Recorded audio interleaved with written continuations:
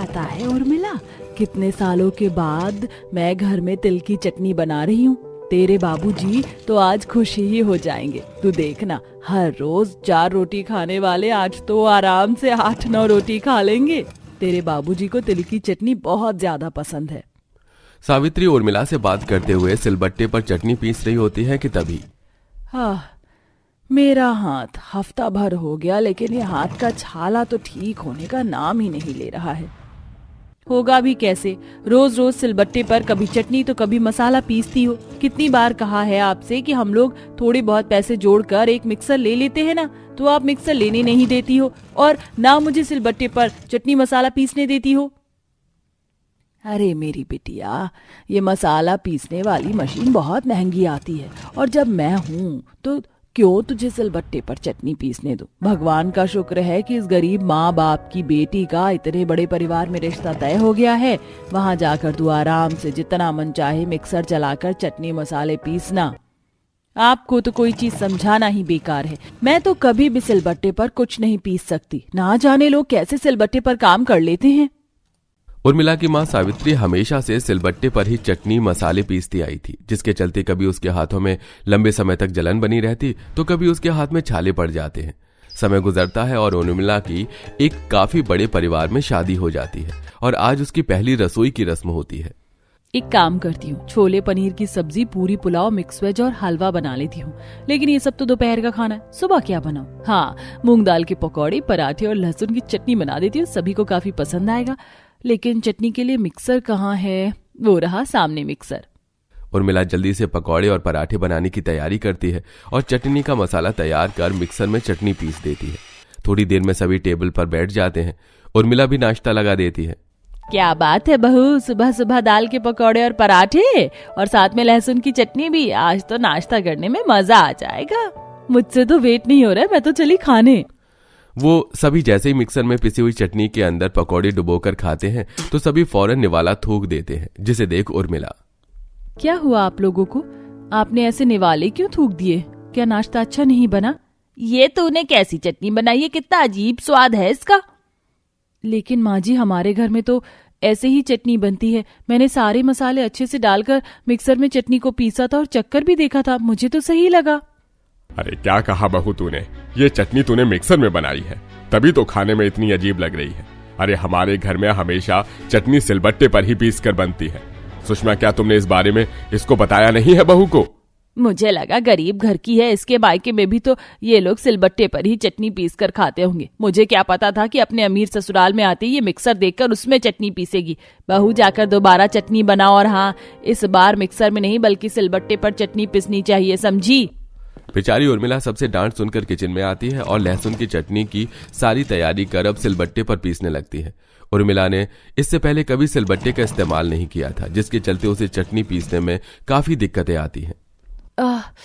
मेरा 2 बार हाथ सिलबट्टे के नीचे आ गया। न जाने माँ कैसे रोज सिलबट्टे पर मसाले चटनी पीसा करती थी। मेरी तो अभी से ही हाथ में जलन हो रही है। बेचारी उर्मिला जैसे तैसे कर सिलबट्टे पर चटनी पीसती है और सभी को जाकर देती है, जिसे खाकर ससुर कहते हैं, ये आया ना असली स्वाद। कुछ चीज पुराने तरीके से ही बने तो ही अच्छी लगती है। अब आई नाश्ते में जान। हमारे घर में नाश्ता हो या खाना, हर किसी के साथ चटनी सभी को पसंद है, वो भी अलग अलग तरह की। इसलिए अब तुझे रोज चटनी पीसनी है, वो भी सिलबट्टे पर ही। अपनी सास की बात सुन उर्मिला मन ही मन काफी परेशान होती है और अब बेचारी उर्मिला को आए दिन सबकी फरमाइश की अलग अलग तरह की सिलबट्टे पर चटनी पीसनी पड़ती थी। भाभी, आज मेरा नारियल की चटनी खाने का मन कर रहा है, तो आप मेरे लिए नारियल की चटनी बना देना, और हाँ, ज्यादा स्पाइसी मत करना। भाभी, मुझे कच्चे आम की चटनी खानी है, तो आप मेरे लिए कच्चे आम की चटनी बना देना। मेरा तो हरी मिर्च की चटनी खाने का मन कर रहा है, तो मेरे लिए हरी मिर्च की चटनी और तेरे बाबूजी के लिए पुदीने की चटनी बना देना, वो उन्हें काफी ज्यादा पसंद है। और इसी के साथ आलू के पराठे बनाना मत भूलना। सबकी फरमाइश को सुनकर उर्मिला रसोई में आती है और सिलबट्टे पर एक एक कर चटनी पीसने लगती है। एक तो सभी को हर वक्त चटनी खानी है, वो भी सिर्फ सिलबट्टे पर पिसी हुई, और ऐसा भी नहीं है कि 1-2 तरह की चटनी बनवा ले। अगर घर में 10 लोग हैं तो सबको 10 तरह की चटनी चाहिए। मैं क्या कोई चटनी पीसने वाली दिखती हूँ इन लोगों को? उर्मिला बड़बड़ाते हुए सिलबट्टे पर चटनी पीस रही होती है कि तभी सिलबट्टे के नीचे उर्मिला की उंगली भी पिस जाती है और उसके नाखून से खून निकलने लगता है। आह, मेरा नाखून। उर्मिला जल्दी से हाथ धोती है और पट्टी बांधकर दोबारा से चटनी पीसने लगती है। बीतते दिनों के साथ साथ उर्मिला को हर रोज सिलबट्टे पर चटनी पीसने में काफी दिक्कत आ रही थी। दोनों हाथ और कंधे इतने ज्यादा दर्द कर रहे हैं, ऐसा लग रहा है कि 10 किलो की सीमेंट की बोरी उठाई है। सिलबट्टे पर चटनी पीसना इतना मुश्किल हो सकता है, कभी सोचा भी नहीं था। हे भगवान, ये छाले तो ठीक होने का नाम भी नहीं ले रहे। पहले तो बस हाथों में दर्द था, लेकिन अब तो छाले भी पड़ गए। बस अब बहुत हुआ, अब मैं सिलबट्टे पर और चटनी नहीं पीस सकती।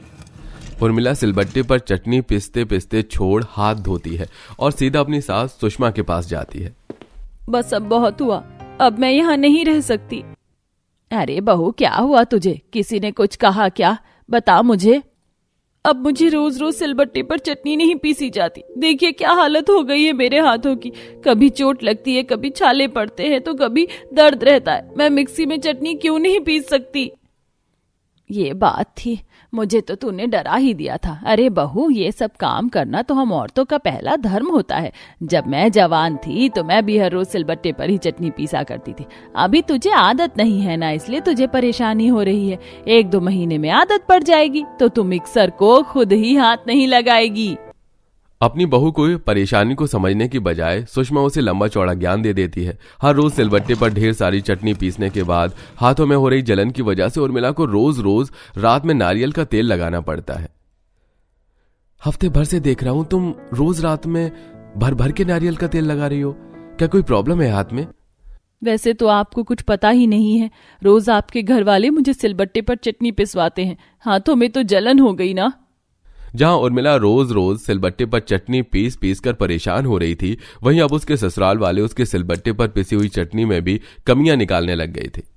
भाभी, मैंने आपको कहा था कि मेरी चटनी में आमचूर मत डालना, लेकिन आपने डाल दिया। मैं आमचूर की बनी हुई चटनी नहीं खाती। आप मेरे लिए दूसरी चटनी बनाकर लाइए।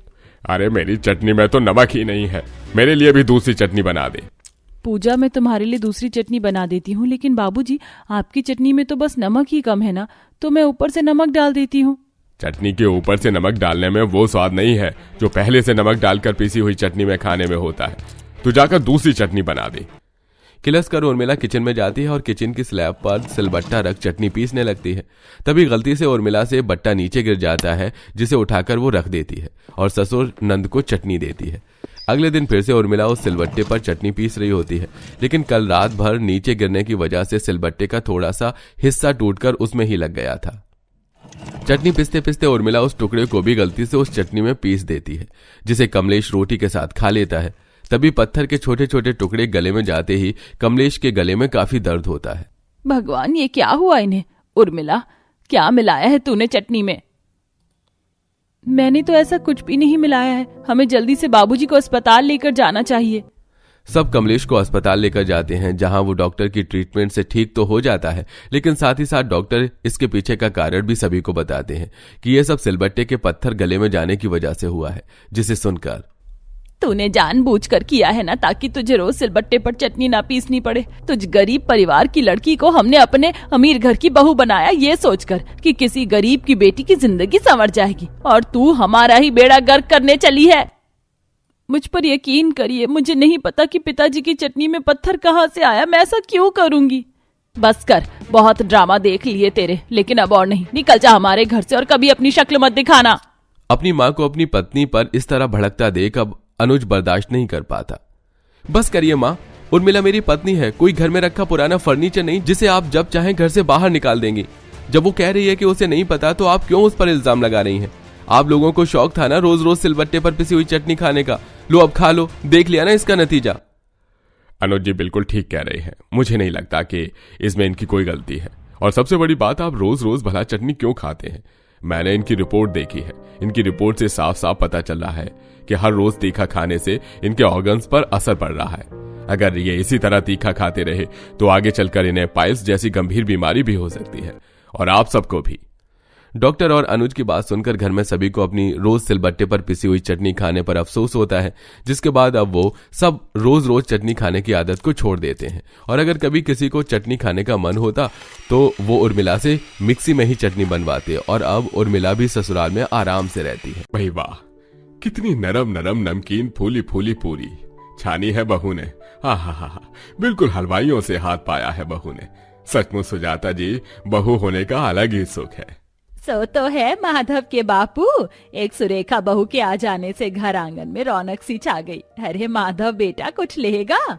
हाँ अम्मा, दम-आलू बहुत ही दमदार बढ़िया बना है, थोड़ी मंगवा देना। अरे तो इतना लजा कर खाना क्यों मांग रहा है? तेरी लुगाई ने पहली बार खाना बनाया है, आज तो तू पेट भर कर खा। मुस्कुराहट के साथ गरीब सुजाता देवी बहू को आवाज लगाती हैं, जो कि खुले आंगन में कोहरे और ठंड में पहली रसोई में जुटी थी। नहीं दुल्हनिया, अरे ओ बहुरिया, जरा माधव के लिए दम आलू ले आ, और मूंग दाल का हलवा बन गया हो तो वो भी लेते आना। जी माँ जी, लाती हूँ। हे भगवान, ये ससुराल का 5 मुंह वाला चूल्हा तो एकदम माशाअल्लाह है। पिछले 1 घंटे में भी मूंग दाल का हलवा नहीं बना, एकदम लेई जैसा लग रहा है। अंदर ससुराल वाले खाने बैठे हैं, क्या करूं? सुरेखा तीसरे चूल्हे पर चढ़ी सब्जी को 5वें चूल्हे पर रखकर तीसरे पर हलवा तैयार करने लगती है। अरे बहू, कितनी देर लगा दी दम आलू लाने में? जी लाई माँ जी, जब तक हलवा बन रहा है सब्जी दे आती हूँ। जैसे ही सुरेखा सब्जी डालकर वापस लौटती है तो सारा हलवा जल चुका था और तेल में पूरी भी काली हो गई थी, जिससे बेचारी सुरेखा माथा पीट लेती है। हे भगवान, पूरा का पूरा हलवा पूरी जलकर कोयला हो गया। अभी तो माँ जी और नंद जी भी खाने को बाकी हैं। अब मैं उनको पहली रसोई में क्या खिलाऊंगी, क्या परोसूंगी? और राशन पानी भी मौजूद नहीं है। इसी को कहते हैं कंगाली में आटा गीला होना। सत्यानाश हो इस 5 मुंह वाले चूल्हे का। आखिर क्यों नई नवेली बहू सुरेखा अपनी पहली रसोई की रस्म में इतनी ज्यादा परेशान है और चूल्हे को क्यों कोस रही है? तो चलिए देखते हैं।